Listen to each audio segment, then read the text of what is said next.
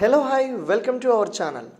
ఇతరులకు ఆవలింతలు వస్తున్నప్పుడు మీరు కూడా ఆవలిస్తూ ఉంటారు.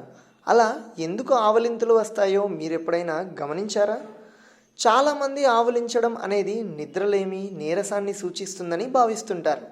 అయితే దీనికి కూడా ఒక సైన్స్ ఉంది. ఆవలింతలు ప్రిన్స్టన్ విశ్వవిద్యాలయం పరిశోధన చేసింది. ఇది నిద్రకు సంబంధించినది అనే వాదనను పరిశోధన ఫలితాలు తోసిపుచ్చాయి. ఆవలింత ఎందుకు వస్తుంది? ఒకరు ఆవలింతలు తీస్తే దానిని చూసిన వారు కూడా ఆవలించడంపై వివరాలు వెల్లడించారు. మెదడు తనను తాను చల్లగా ఉంచుకోవడానికి ఇలా చేస్తుందని వెల్లడించారు. బయట ఉష్ణోగ్రత ఎక్కువగా ఉన్నప్పుడు శరీర ఉష్ణోగ్రత తక్కువగా ఉంటుంది. అదే సమయంలో శీతాకాలంలో శరీర ఉష్ణోగ్రత బయట కంటే ఎక్కువగా ఉంటుంది. అటువంటి పరిస్థితుల్లో మెదడు మరింత ఆక్సిజన్ను లాగడం ద్వారా దాని ఉష్ణోగ్రతను నియంత్రిస్తుంది.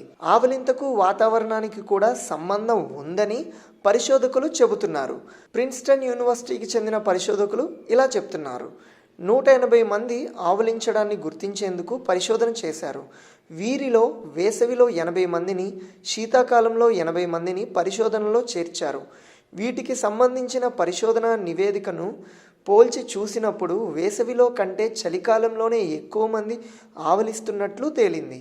ఎదుటి వ్యక్తులను చూసి ఆవలించడం 2004లో జరిగిన ఒక పరిశోధన ప్రకారం 50% మంది తమ ఎదుటి వ్యక్తి ఇలా చేయడం చూసి ఆవలించడం ప్రారంభిస్తారని తేలింది. అలాగే ఇతరులను చూసిన తర్వాత మనుషులు ఎందుకు ఆవలిస్తారో తెలుసుకునేందుకు మ్యూనిచ్లోని సైకియాట్రిక్ యూనివర్సిటీ హాస్పిటల్ 300 మందిపై పరిశోధన చేసింది. పరిశోధనలో పాల్గొన్న వ్యక్తులకు ఆవలిస్తూ వీడియోలు చూపించారు. దీని తర్వాత షాకింగ్ విషయాలు వెలుగులోకి వచ్చాయి.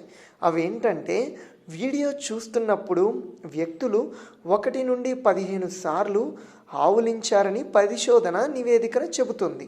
ఒక వ్యక్తి ఆవలించడం చూసినప్పుడల్లా అతని మిర్రర్ న్యూరాన్ వ్యవస్థ యాక్టివేట్ అవుతుందని పరిశోధకులు చెబుతున్నారు.